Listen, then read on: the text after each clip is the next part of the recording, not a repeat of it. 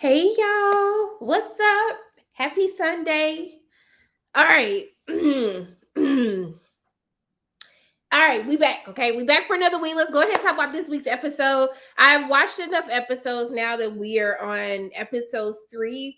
I have my full opinion on how I feel about the idol. Do I love it? Do I hate it? What are some of the things I enjoy? What were some of the things that I don't enjoy about the series? I feel like after watching this episode, like I was able to actually make a final decision. And I will have to say that this is probably the best episode so far. That's not saying a lot, but it is like the best episode so far as actually having a little bit more substance and us actually moving into a direction of what we actually know what the series is about. I have to say the second half of this episode was much better. Like if we could just take the second half, just minus a few things that happened in the second half, that's the show I want to watch.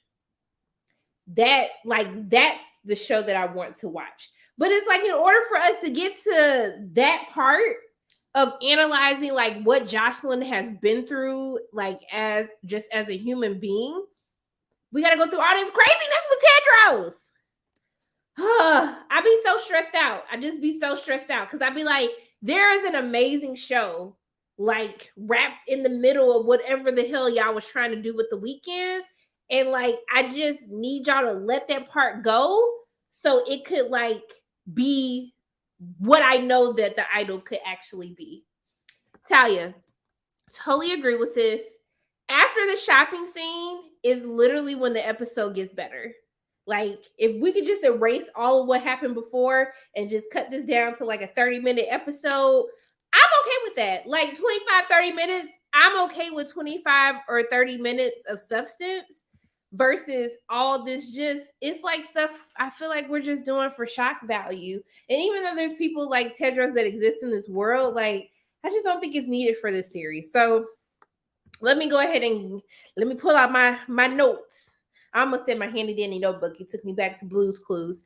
But so we see in the opening of the episode Leah driving these fools, Tedros and Jocelyn around in his car. And then he had the audacity to talk about her driving. Let me tell you something that I don't like. I don't like backseat drivers, okay? If you're going to sit up here and critique my driving, then get your raggedy behind up in this driver's seat and go ahead and drive the car, okay? Because what you're not going to do, you're not going to get in my car and sit up here and be telling me about what my driving is doing, all right?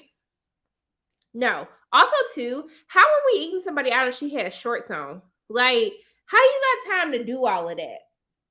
I know it wasn't good. I'm just like, Jocelyn, baby, I know you probably not have had that many sexual experiences, and so that's probably why you're whipped over this dusty dude, okay? He dusty.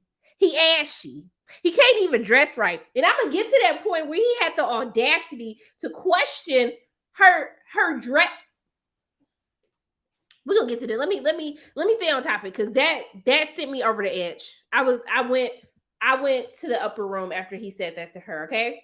So I was very confused after him eating her out, but she got shorts on. I was confused. And then I was also confused because I was like, does this take place in the 80s? Because he always got this hot ass windbreaker on, and I don't understand. Like, it's like he trapped in the 80s, and I don't know what time period this takes place in. Like, is it present day? Because I don't understand. I just don't get it. Nathan, I agree. Trying way too hard. And I'm going to get more into that as we get to the end of the episode. I think the weekend can stay. I just need the weekend to be a supporting character and not a leading character. I feel like the series is competing on if Tedros or Jocelyn is the lead character. But the show does not work when they try to make them both the lead. Tedros just needs to be a supporting character. And I think the show will be much better if they just did that, okay? Amanda says, I guarantee that the female director probably would have given us a great show, but here we are with the weekend's fantasy, okay? All right? He was eating her belly button because it was a mess. It didn't even look right. I don't think I can ever listen to The Weeknd's music the same. His character disgusts me so much. Hey, they probably gonna say that's what they're trying to do. Okay, the hair, we gonna get on the hairbrush. Okay, it's too much. I think, but the bigger thing with Jocelyn is she's trying to please everybody instead of just making herself happy. Like, I can't. I just can't, honey. Exactly. Like, I thought they were gonna burn the brush too. We'll get into that, but yeah, it's a lot. But all right, he finished eating her out. He got this dusty, raggedy, ugly windbreaker on. Like, I know it stink. He be wearing this every damn episode. I know it stink. Okay, so they go to Valentino, and then she trying on all these clothes. He picking out these clothes. But what I was trying to figure out, I said, baby, who paying for the clothes? Because I know Tedros ain't got no money. I know he broke. So who paying for the clothes? Because Jocelyn ain't got no damn money. Because Haim is paying for her bills. So who paying for all these clothes? Then I was trying to figure out, he's sitting up here going in on old dude. Like, he was like, took another look. This how you know the black jumped out. Cause like when you do this, you be like, take another look at her. That's when your mama be talking to you, be like, I dare you to do it again. Do it again. I'm gonna beat you in front of all these white people. Okay. You know, when they get the talking like this, you know it's gonna be a problem. Okay. So he came up to the dude. He was like, take another look at her. I'll drag you, I'll stomp you all up and down rodeo. I was like, y'all finna be fighting on rodeo? It's finna be black on black crime and rodeo? You gonna do this on rodeo, Tedros? You about that life, Tedros? You about that life? Come on now, TB, it is live. So I was dying. I did have to pause for a moment because I was like, Tedros, there's nothing about you that would make me be scared. There's no way that a dusty, ashy, 80s wannabe black looking George Michael with this terrible ponytail gonna sit up here and you think that you're gonna intimidate me with this dusty ass windbreaker you've been wearing looking like you belong in the 80s? Stop it.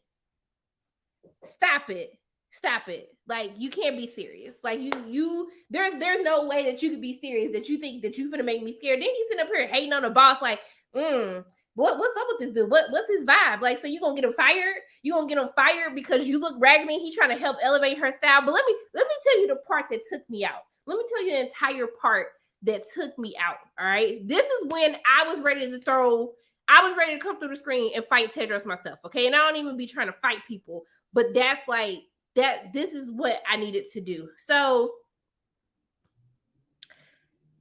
he sit up there and told this girl that she need help with her style. The man with this dusty windbreaker told this pop star that she needed to work on her style, and I ain't see this man have a nice fit yet. Like, we really doing this? Like, we really doing this, sir? You need a whole makeover.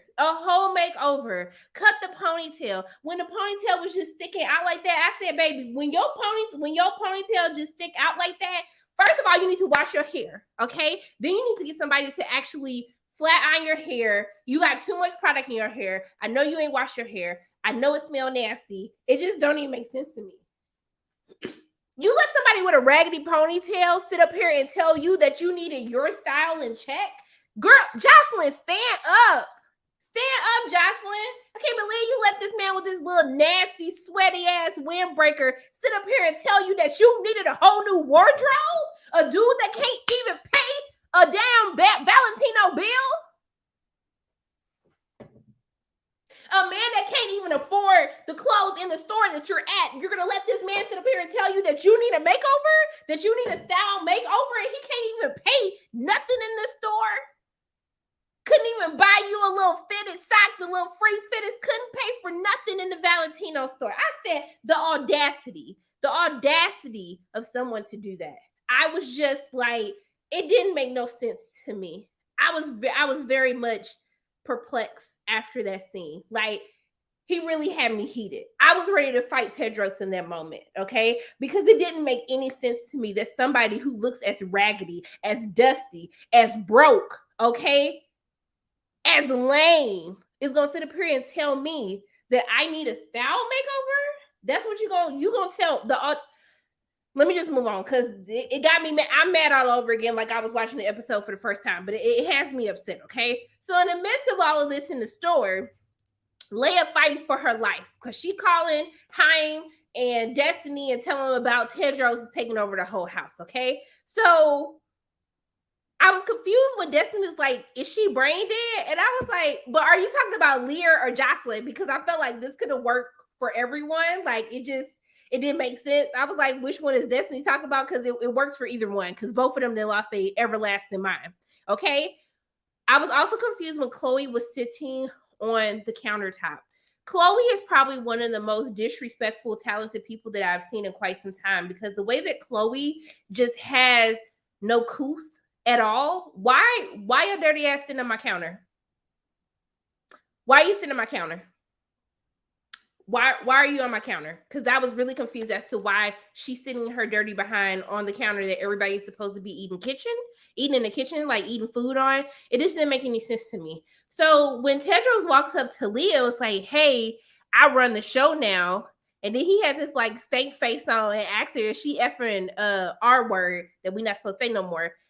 He was like, I'm running the show. You don't need to ask Jocelyn nothing. And I was like, so once again, this the man who told her that she needed a style makeover, and this dude got a robe on with some basketball shorts. Then he got the socks with the little slides. And I was just really confused at everything that was happening in their entire scene, because I'm never going to let a man like Tedros come in a house that he don't pay for and tell my people that I pay for what they can and will not do. That does not make sense to me. So once again, Jocelyn, stand the F up. All right. Please stand the F up. I said, somebody get Ayana so she can fix her life, because it didn't make no sense.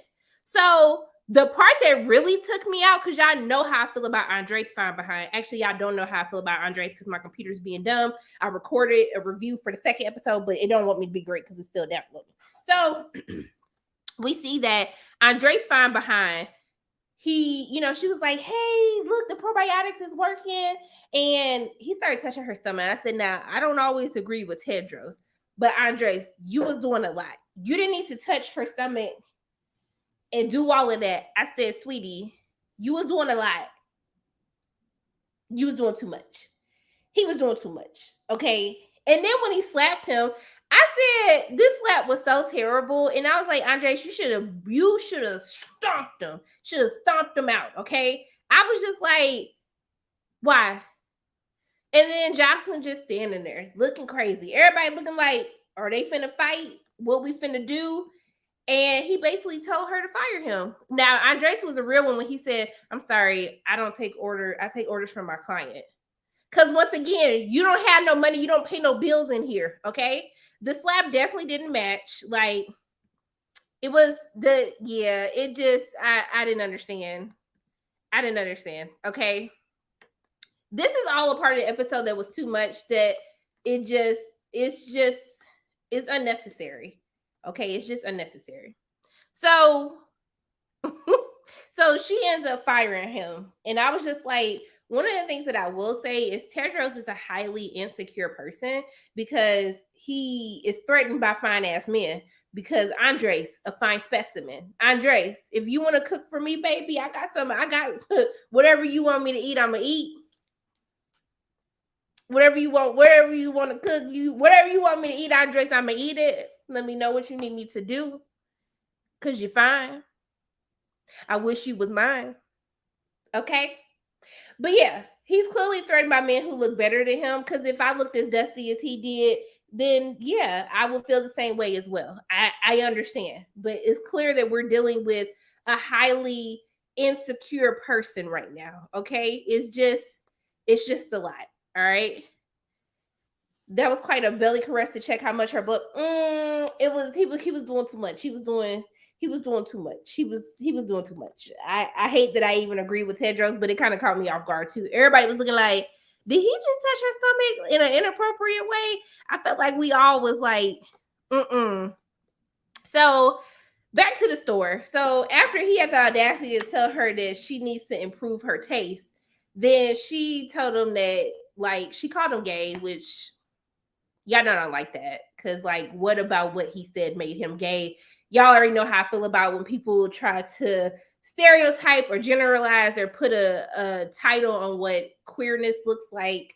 Like, I just whatever. So he didn't like that. So then I guess he had to prove his manliness, and he started smashing her in the thing. Now, once again, Tedros is a person who watches too much porn. Okay, because when he doing that, like slap her in the face, like slap, and then like spitting and doing, I'm like, baby, you got to stop watching porn like this. Y'all gotta stop watching porn. Porn is like watching movies. It's fake. They don't be smashing like that. Don't know. I wish you would come and try to slap my damn face. Slap my face and see what happened. Slapping and see what happened. Okay, it's gonna be a whole fight, and not the fight that you think you about to get. Okay. So he's sitting up here slapping this girl. They start smashing the dang on Valentino store. The people working there like, are these fools smashing up in here? Like, they really doing all of this? And then this mooching, scamming, dusty windbreaker Negro sat up here and had the audacity to try to nut inside of her. So you trying to trap her? You trying to trap her too?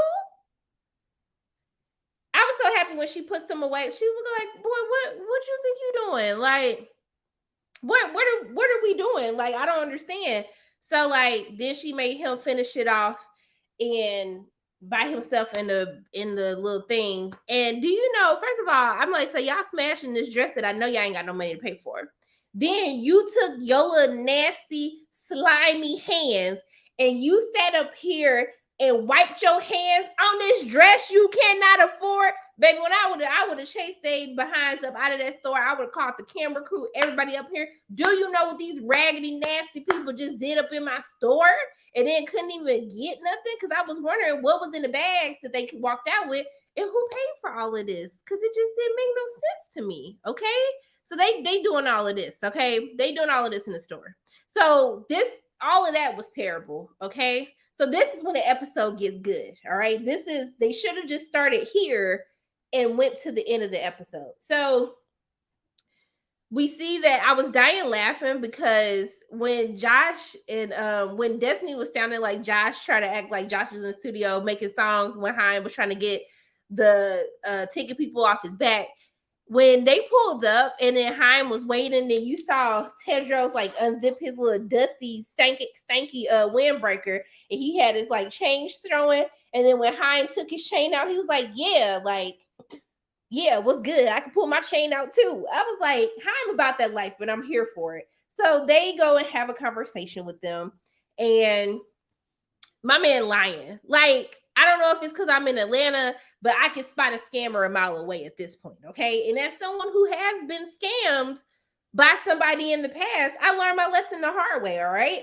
So she was like, they having this conversation like, oh, you from LA? He was like, yeah, I'm from LA. But they know that like he's not from LA because they had already been looking into him. And she's like, that's so crazy. She's like, I'm born and raised in Hollywood. Like, where you from? What school you go to? So he was like, well, I got kicked out of school. And then Jocelyn's like, why are you like trying to make him feel bad? I was like, Jocelyn, shut the hell up, okay? Because she wouldn't be having to do all of this if you just had some damn common sense as to what is going on, that this dude is playing you. But since you sleep right now, let me help wake your ass up and ask him the questions that I needed people to be asking since episode 1. So she asked him what high school he go to. And then that's when Jocelyn stepped in. And then she was like, oh, I'm sorry. Did you think I was trying to make you feel bad for getting kicked out? She was like, I got kicked out too. And then he was like, why? And then she was like, for beating fake B's. I was like, exactly. Cause you fake, cause you're a scammer. Because like, sir, you no. So I was happy that Haim and Destiny was giving him the full like interrogation. Now I got scared because when he said he would buy them 2 weeks to produce 3 songs, I got scared. I was like, did they fall for this? And then when they were telling Leah like, oh, we love him. And I was like, damn, they fell for this. Like, I can't believe it. But when they got in the car and Destiny was like, I think our girl in trouble, I was like, ooh, honey. I was like, I know he couldn't have fooled y'all. So I don't know what they got up their sleeves, but when in the preview for next week, when Destiny was like, I think we're gonna have to kill him, I said, now I don't believe in murder, but if we have to do it for somebody, I think Tedros will be the person that we need to do this for. Okay.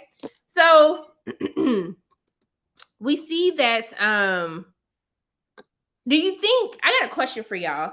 Do y'all think that he's distracting Jocelyn while we saw that Diane's like doing the music video? And I know that y'all are huge fans of Diane, but Jocelyn was serving in the outfit, and Diane, they needed to get her another outfit because that didn't look cute. And I want the best for her because, you know, I'd be rooting for Diane, but that wasn't, I was like, no, it didn't do it for me. Is that just me? Was her outfit doing it for y'all? I don't know. I was just like, Josh was serving more than Diane was for the outfit and stuff. Now, Diane still kill on the dance moves, but I'm just saying. But do you think that he's distracting her so Diane can kind of take her spot, or what do y'all think? Do you think he's doing this for Diane?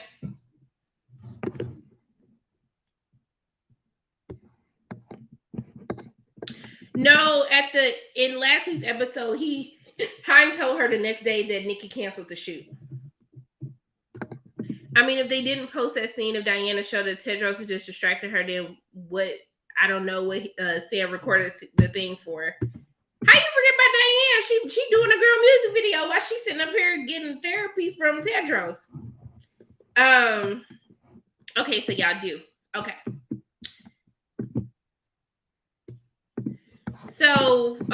So we see that she's doing it, and Nikki got her a new star.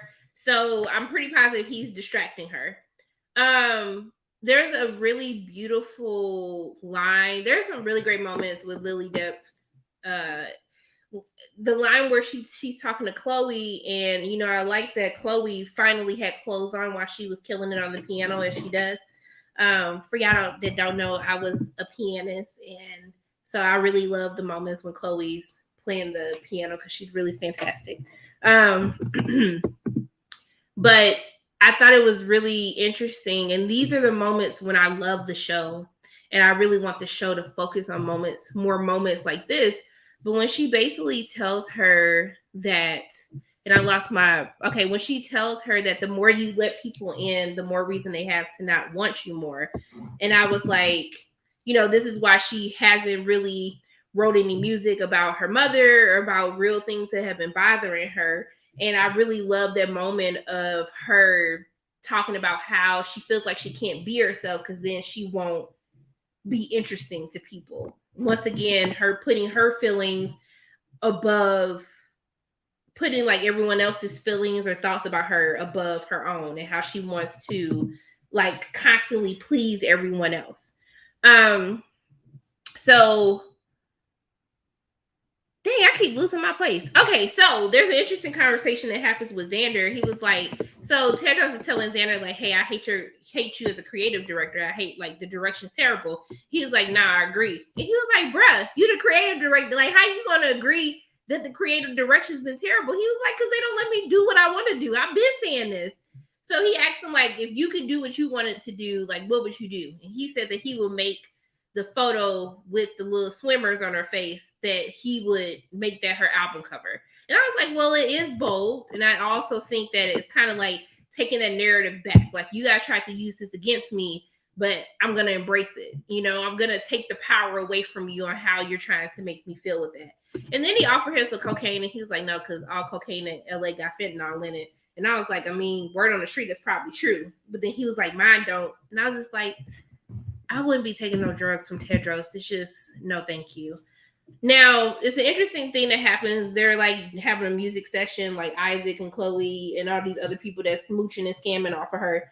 And they have this conversation about how, like, all experiences, like, how you learn something from it, even the bad ones, like, it makes you a better songwriter. It almost made me think of something that Bruce Wayne said to Barry and Flash that I was actually kind of vibing with this.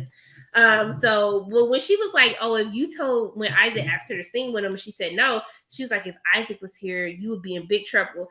I said, I wish I would let a dusty broke dude like him sit up here and try to tell me what I can and can't do in my house.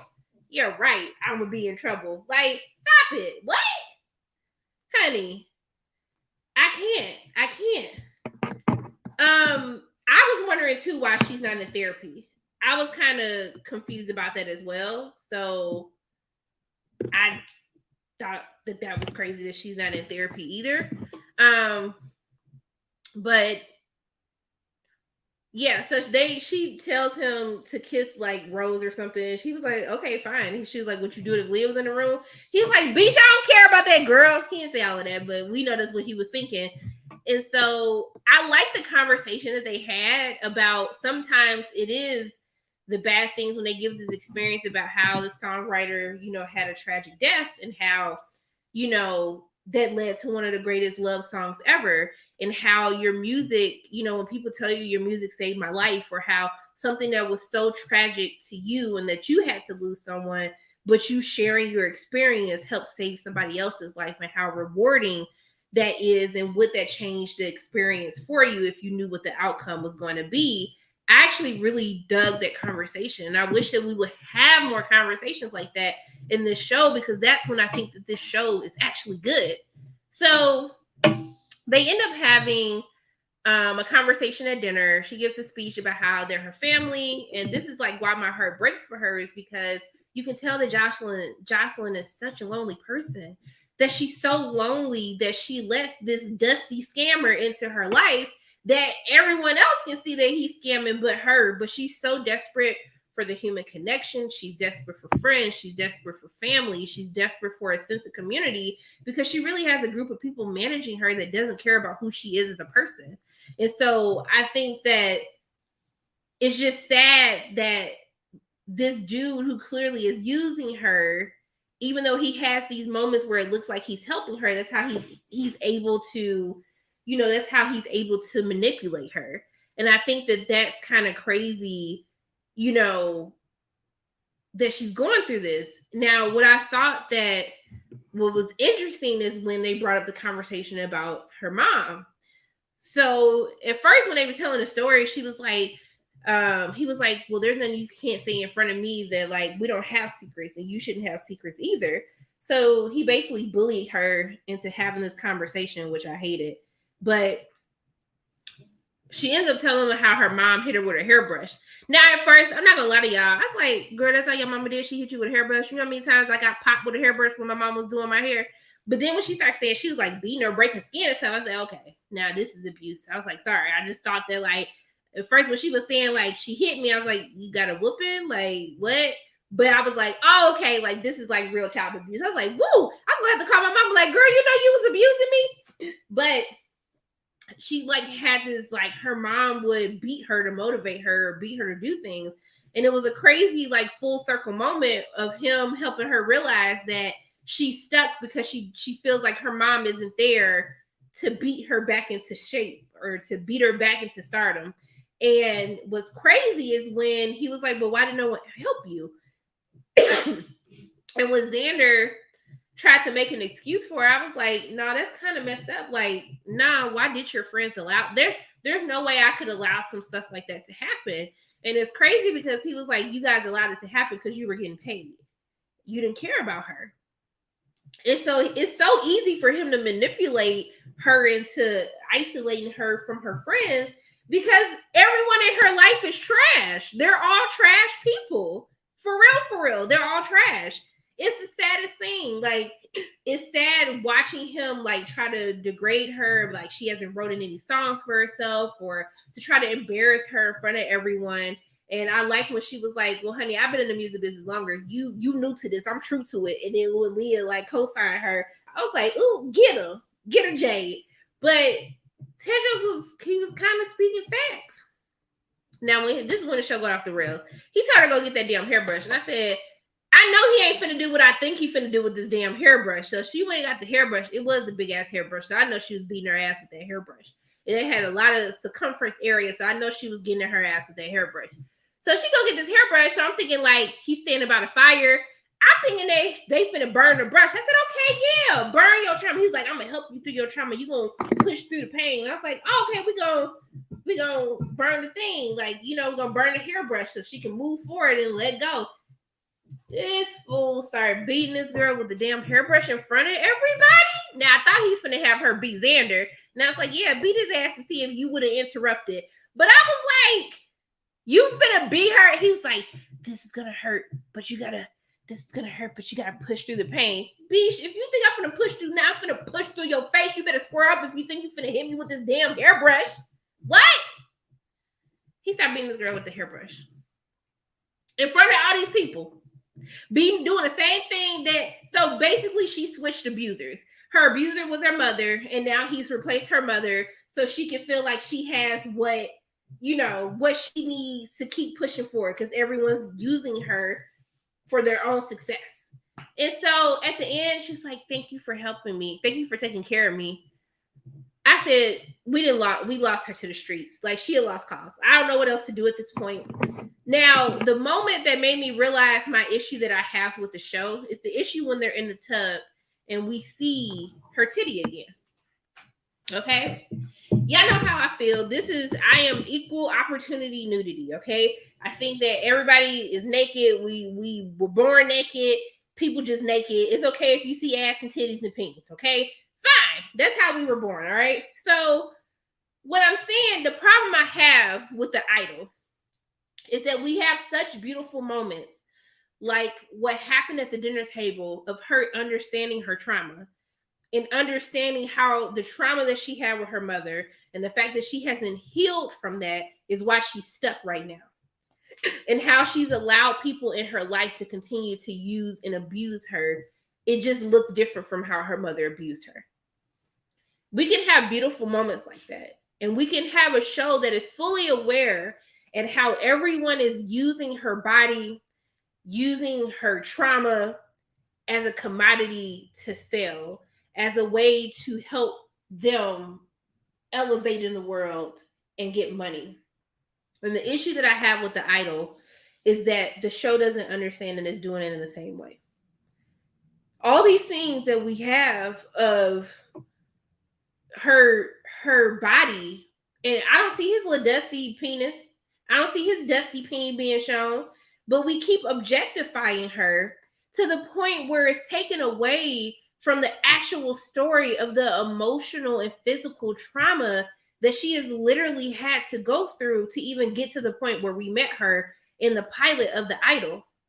And because we have turned into this show that is about sex and trying to be racy, but not, it's weird because the show actually has something to say. Like, if we really just focus on how this young girl has been done wrong by everyone in her life from, being young to where we find her now, that's a great show. That's a great thing to explore.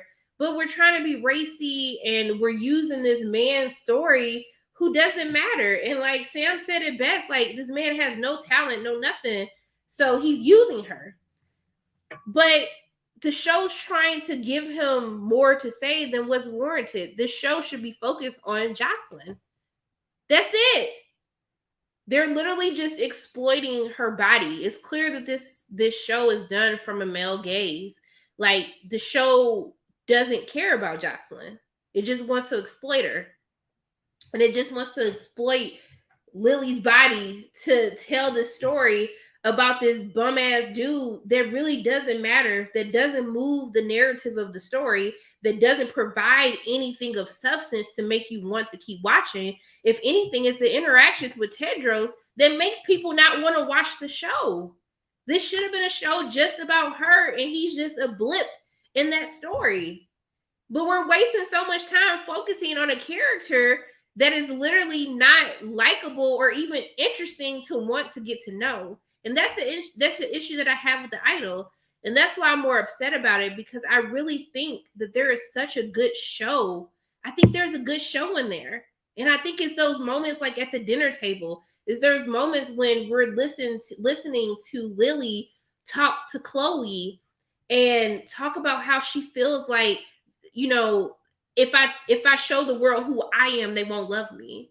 When she says that there's nothing relatable about me, you know, that breaks my heart to hear somebody say that. And I think it's in those moments where the show is so good that I think Lily Depp is fantastic in her performance, because you see the loneliness in her face.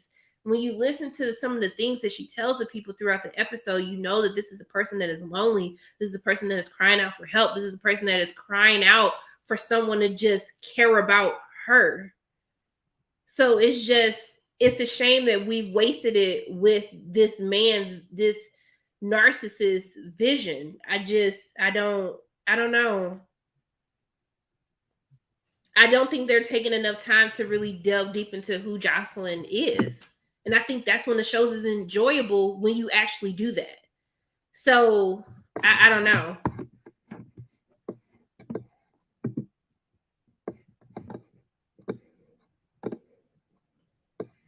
Well, I mean, I don't know their business. Thank you, Kimberly. I would have loved a show just about the pop star and her trauma. Yeah, like I think that's the show we all wanted. It's a mess. The show issue is not that it's given is wait to me the show issue is that it's not giving any answers to those problems that they're trying to expose. Like, you know, most people on that show are only there because of the toxicity of Hollywood. Yeah. This is really making the show about, this is like making a show about Kevin Federline and claiming it's about Britney. Okay? Shoot. Just saying. Thank you, Alan. They definitely don't care about Josh. Like, I think they were happy. Yeah. And I think it's clear that it shows. I think they just said it's a limited series. They're not going to pursue a season 2. They're just going to keep it as a limited series. But I think this is something, and y'all didn't get to see this because my computer is being raggedy. My other issue about this show is I really hate how critics have reviewed the show, because it felt like a smear campaign to just hate everything that Sam Levinson does, instead of actually giving meaningful critique to actually help HBO or to help The Weeknd or to help, you know, Sam understand like why the show isn't actually connecting. And I think that's a bigger issue that I have right now just in film criticism in Hollywood, is I think that we're overhyping stuff, or we're hate hyping. And I'll say this because in episode 2, I heard everybody talking about this sex scene. And when I finally watched the episode today, I was just like, this is what y'all were talking about? Like, this is the sex scene y'all were talking about? Oh, it was so cringe and this and that. I was like, this is clearly a man who watches porn. And a lot of men do that. Like, I don't think that there was anything crazy about that scene, because I think a lot of men treat sex like it's porn. You can clearly tell when you've been with someone who watches too much porn, who watches porn all day. And I think that I really hate where we are as a society is we spend so much time talking about what we hate, what we don't like. Even for my channel, like, I think that people love when I hate something, right? But there's so many good shows out here. There's so many good movies that people they don't even know about, because we spend so much time uplifting and elevating things that we don't like. So, like, I just feel like if we don't like stuff, just don't watch it. Just instead of spending that time just putting more bad, negative energy out into the world, let's talk about shows that are good, that people aren't watching, that they should be watching. That's why I did it like a Drops of God review, because it's a show that nobody is really talking about, but it's actually a really good show that I think people should watch. And I just think that what people find shocking, like, I just feel like y'all need to go outside and touch grass, because there hasn't been not one thing that has happened on The Idol that has been shocking or anything to make me feel like people should have the reactions that they've had. Now, if y'all want to say that the dialogue is cringe and there's just cringy things that happen, most definitely I agree with you. But I think we really have to stop overhyping things. We have to stop. If we're going to be critical about something, like, we have to actually critique things. We can't just hate on stuff, because that's why we're not getting any projects that we actually like on TV, because people think that controversy sells. People think that shocking moments sell. And because this is what's giving, when y'all do that, that's why these shows become popular, you know? So I just want us to stop doing it, because I just feel like we're never going to get better if we can't articulate our thoughts and our feelings, and if we can't give constructive criticism to creatives to help them make better content, right?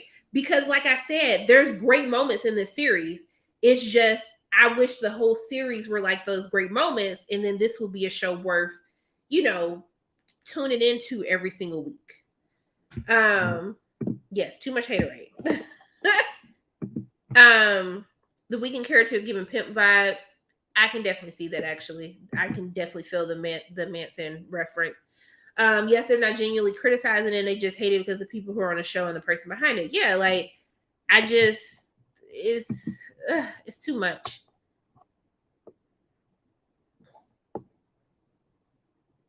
Most definitely. That's why I wasn't shocked by what was going on. They're using the show. They're using it. Even bad publicity is good publicity. I mean, it's getting people to watch. I'll review the new season. It is a really good show. I'm not gonna lie. Interview with the Vampire is really good. It definitely exceeded my expectations. Yeah, like it's becoming a bit much. Like I can't. You couldn't watch anymore after the first episode. The ponies. I will say that this was the most entertaining episode. Like I felt like for the other two episodes, it felt like it was kind of a chore, especially the first episode. I will say that the series has gotten better each episode. It's just if you take out Tedros trying to give him so much screen time, it's a much more enjoyable show.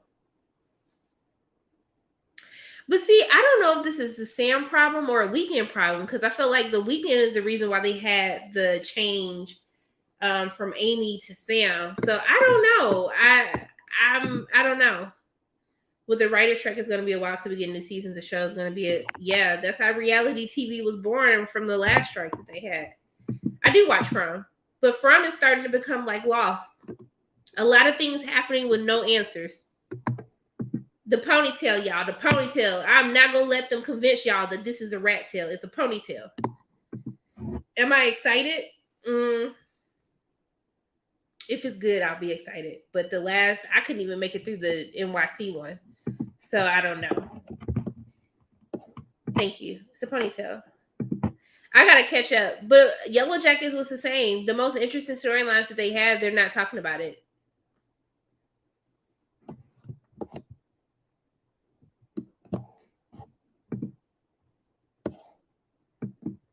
What did I do?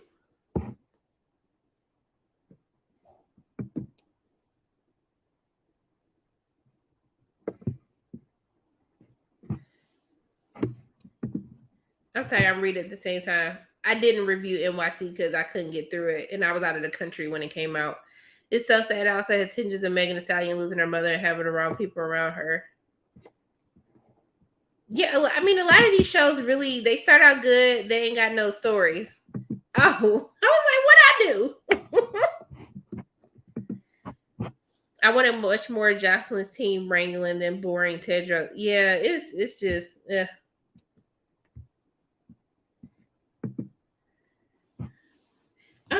I think that, but I think that works for the demographic of women that he's sleeping with.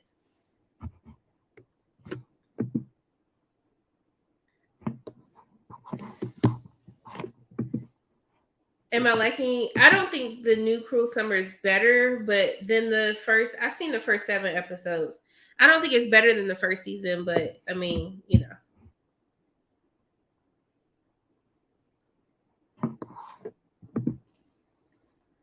Are you talking about Lily in this show? The we can mispronounce it on the show. Oh, child, because I be trying to close my ears when he be talking. I'm still wondering if Abel's going for camp while everyone else got the serious drama. I think he is going for camp. I wouldn't be shocked if that's who they modeled this after. I mean, you ain't think the weekend. I mean, I'm just saying I wasn't shocked by that verbiage. From is actually written by some of the writers from Lost and of course Harold Pete. Yes. And we saw how Lost ended. I love the first season of From, but if I don't be getting the answers that's moving stuff forward, then it's gonna be a problem. It's like, no. Wait, who is Destiny? I don't understand what Tedros was trying to say when he kept asking Jocelyn why she wanted to be taken serious. I think it falls back into, why are you so interested in what other people think about you? I think he's just trying to get her to be like, you worrying about how people feel about you, that's what's hurting you right now. You got to get out of it. I think that's what he was trying to do. Not him using the Queen's English while pimping. What you mean we brave to be watching this? Do I think he relies too much on hefty sex scenes? I think sex scenes are fine if they're done in a way that helps the material. I think the problem with this is these scenes are filmed from a male perspective, but she's supposed to be the lead, so it doesn't make sense. You know, Zendaya ain't gonna have him having her looking crazy. Wait, who had Cassie as a profile pic? Oh, I think that's definitely what he's doing. Oh, most definitely, I agree with this. Like, she's his new guide. Like, he's God to her.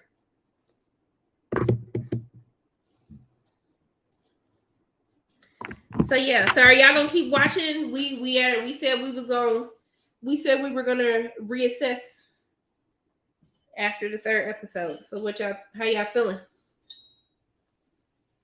How y'all feeling?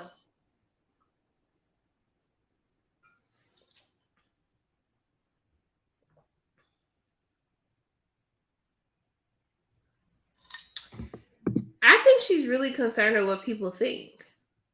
I think that's why she didn't want to do the photo, because she was scared of alienating people. Jamal said, you gonna give it one more episode. Not Purple said, I ain't even started watching. I'm gonna keep watching for Lily's Emmy reel.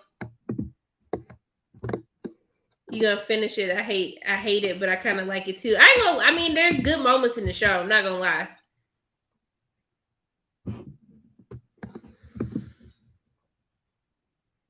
You gonna binge it? Oh, it's only 6 episodes.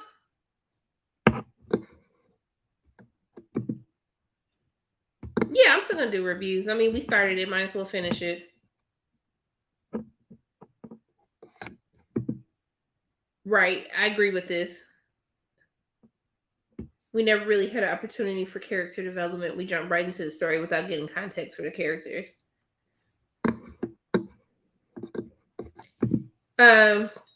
I'm still confused about it, but that's what makes it so captivating is that I'm definitely sticking with it.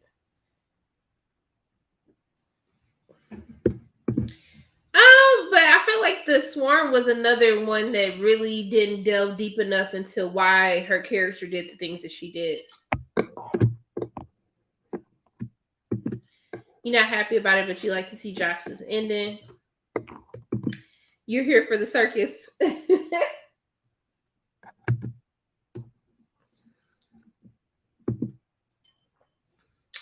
Oh, the guy who plays Stewie. Lily is good in it. Not you despise him. You done? I mean, it's only 3 more episodes. We gonna suffer together like a family. There's no season 2. They canceled it. There's no season 2. Okay, so there's only 3 episodes left. Okay. You're not super into it, but I'll watch it. Because what else am I doing? Do any of y'all watch The Righteous Gemstones? Okay, Wavy.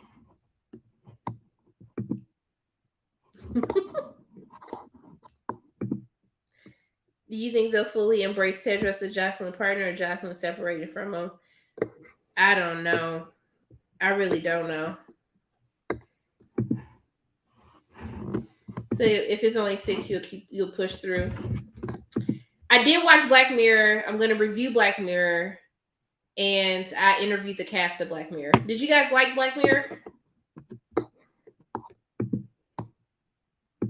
I'm mixed on Black Mirror this season. The Righteous Gemstone, it's like one of my shows that I watch for myself. Wavy agrees that Stewie would have been a great Tedros.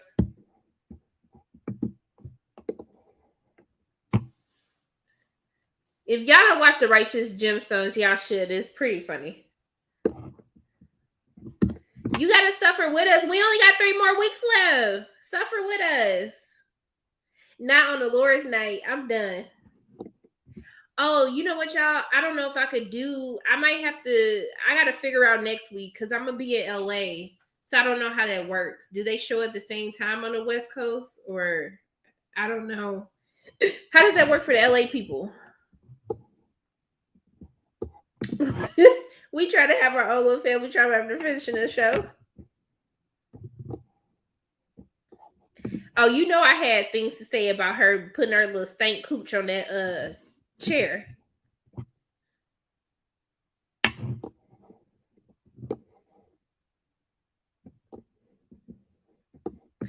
Okay, was it me or was Josh Hartnett like fine as hell in that episode though?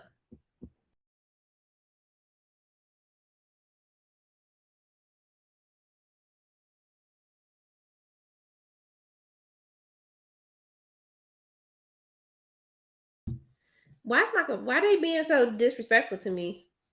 You think it's 9 p.m. in LA because it's 8 in the mid 6 p.m. Okay.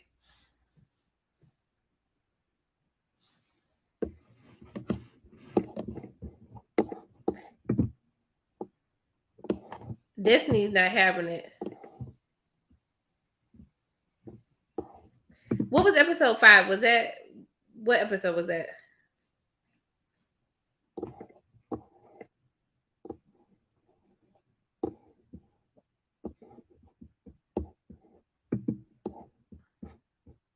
He was so fine. I said, baby, how you get finer? How you get so fine? Oh, he's looking good.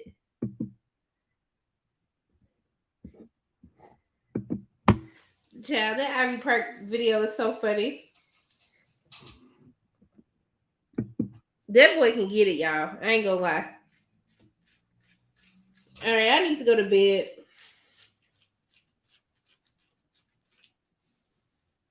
My head itch. The episode with the flashing? Oh, the paparazzis? Oh no, I peeped that. I think the issue I had with Black Mirror this season is it got away from the technology. So yeah. But unfortunately, I gotta take my black behind to work on Juneteenth. Why? I don't know. Got my black ass going to work on the Black 4th of July. I don't understand. I just don't get it. Somebody help me to understand. Like, I'm the only one in my friend group that gotta go to work tomorrow. And it don't make sense to me. So yeah, it feels racist to me. It feels pretty racist. So yeah. All right, I gotta go to bed. So I appreciate y'all for taking time to hang with me tonight. Peyton said one thing I'm confused about is why Tedros would call a paparazzi. So Leia said that he did it while he was on the phone with Hein. I mean, because he's a scammer and he's like a user. So not call out Black. The Blackening is hilarious. I'm going to have my review up tomorrow on Juneteenth. So yeah. All right, y'all. I love y'all. I hope that y'all have a great day tomorrow. Wash your hands, wash your ass.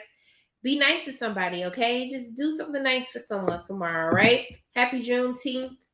And I will chat with y'all soon. I'll have some reviews out. Is that what y'all waiting on? Is Black Mirror? Are y'all waiting on Black Mirror? That's what y'all trying to do. Black Mirror, Blackening. All right, night, y'all. Love you. Mwah.